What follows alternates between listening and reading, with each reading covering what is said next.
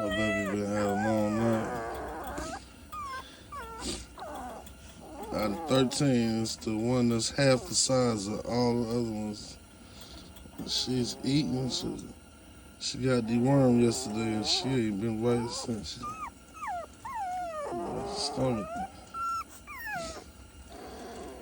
But she's moving a lot better now, man. So I think we're going into the right direction. Somebody done pooped some worms out. Just need her to start back eating. We're gonna have to pull that bottle out. But she ate decent yesterday. She just hadn't ate since last night, but